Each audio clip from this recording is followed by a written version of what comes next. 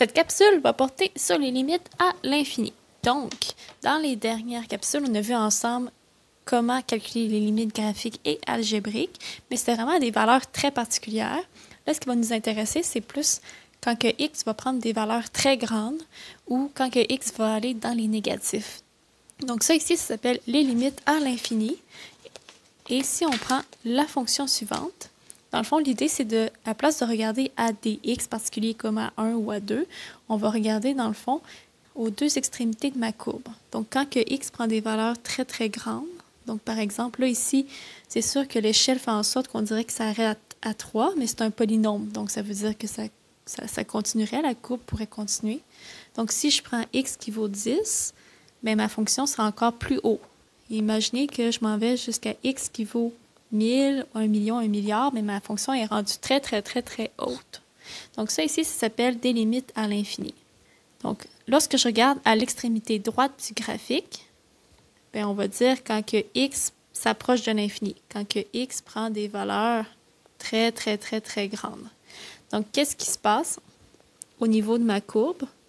Donc, quand que x prend des valeurs très, très grandes, bien, ma fonction, on l'a vu ensemble, elle va continuer de monter de plus en plus vers le haut. Donc, la fonction va s'approcher de l'infini.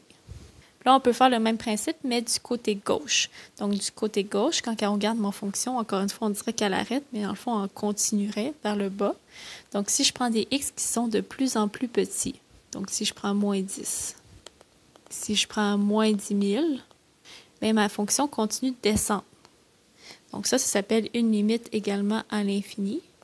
Donc quand je prends des x qui sont de plus en plus petits, moins 10, moins 10 000, qu'est-ce que ma courbe, qu'est-ce que ma fonction fait? Bien, ma fonction, elle descend de plus en plus, comme ça. Donc elle va tendre vers moins l'infini.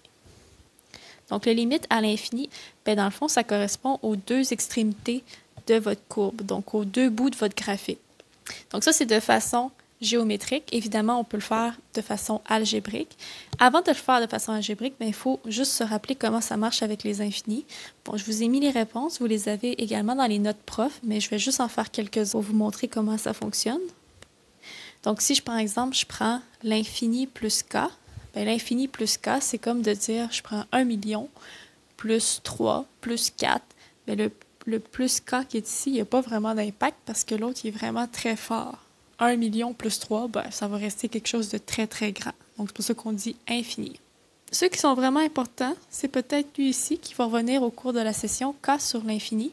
Donc, supposons que vous prenez 3 sur l'infini. Ben, c'est comme si je disais 3 sur un très, très, très gros nombre. Donc, faites 3 sur 1 million sur votre calculatrice. Ça va donner quelque chose qui est 0,00000. Donc, ça va s'approcher de 0. Donc, c'est pour ça que j'ai 0 ici. Et un autre aussi qui est important, c'est lui, qui va revenir souvent. Donc, l'infini exposant, par exemple, moins 2. Bien, c'est la même chose, vu par la loi des exposants, on peut dire que c'est 1 sur l'infini au carré. Et là, je reviens au cas qu'on vient de voir ensemble. Infini au carré, c'est infini fois infini. Donc, ça va donner un infini. Et 1 sur l'infini, bien, même principe, 1 divisé par un très, très, très, très, très gros chiffre, bien, ça va s'approcher de 0. Même si c'est des infinis, le calcul de limite algébrique se fait de la même façon. Donc, on remplace x par la valeur. Donc, ici, ça va être par moins l'infini. On va obtenir le résultat qui est ici. Et là, bien, on y va 1 à 1. Moins l'infini à la 5, c'est comme si tu disais moins. Donc, 5 fois. Bien, on voit que ça va rester un négatif. Et un infini fois un infini, ça va donner un infini. Ici, bien, moins l'infini au carré, c'est moins l'infini fois moins l'infini. Ce qui va donner un infini parce que j'ai les moins qui vont donner un plus.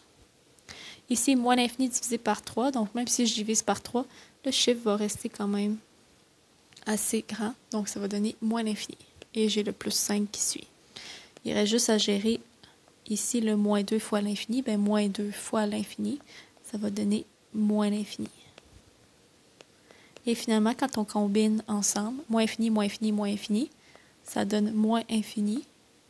Et le plus 5, ben, il n'y a pas beaucoup d'impact, donc ça reste moins l'infini. Il ne faut juste pas oublier qu'est-ce que ça signifie graphiquement.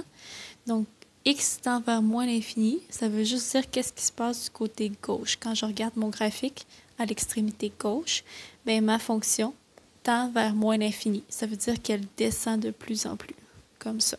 Donc voilà pour le premier exemple. Pour le deuxième, bien, on fait le même principe. On va remplacer. Infini à la 4, ça donne infini. Infini au carré, on l'a vu ensemble, ça donnait infini, fois 2, ça va donner infini. Donc, je vais avoir la forme infini moins infini. Et là, ça ici, qu'est-ce que ça donne? Est-ce que ça donne 0? Dans le fond, est-ce que quand je fais infini moins infini, ça donne 0? Est-ce que ça va donner infini? Est-ce que dans le fond, est-ce que le premier est plus fort que le deuxième? Est-ce que dans le fond, c'est 1 milliard moins 1000? Donc, est-ce qu'il y en a un qui est plus fort que l'autre? Ou est-ce que c'est le contraire? Est-ce que ça va donner moins infini? Est-ce que c'est 1000 moins 1 milliard? Donc ici, vu qu'on ne sait pas trop qu'est-ce que ça donne, on appelle ça une forme indéterminée. Les formes indéterminées, on va en rencontrer tout au long de la session, puis il faut les gérer avec certaines techniques. La première technique, c'est avec la forme indéterminée infini moins infini, ça revient à faire une mise en évidence simple de la plus grande puissance de x. Donc ici, on l'avait calculé. Donc ça, il faut toujours les mettre entre parenthèses pour dire, je l'ai essayé, mais ça donne une forme indéterminée. On retranscrit, on va utiliser la stratégie. On sort la plus grande puissance de x. Donc ici, entre x4 et x2, c'est x4 le plus fort. Dans une parenthèse, on écrit qu'est-ce qui reste. Il va rester 1 moins 2 x2 sur x4. On va juste simplifier un peu avant de faire le calcul. Donc ici, par les lois des exposants, les x se simplifient. J'ai x2, j'ai x4, il va me rester un x2 au dénominateur. Donc là, on est capable de le calculer à présent. Donc on remplace x par l'infini. Infini à la 4 fois 1 moins 2 sur l'infini au carré. Donc le premier va donner infini. Et dans la parenthèse, 2 sur l'infini au carré, ça va donner 0. Tout ça pour dire qu'on obtient infini. Donc, en faisant la mise en évidence de la plus grande puissance de x, on a réussi à lever l'indétermination. Donc, on arrive à une réponse, ce qui signifie que lorsque x devient très grand, donc dans le fond, donc quand je regarde ma fonction, mais du côté droit, ma fonction monte de plus en plus. Donc, ça va ressembler à quelque chose comme ça. Ce qui termine la capsule sur les limites à l'infini pour les polynômes.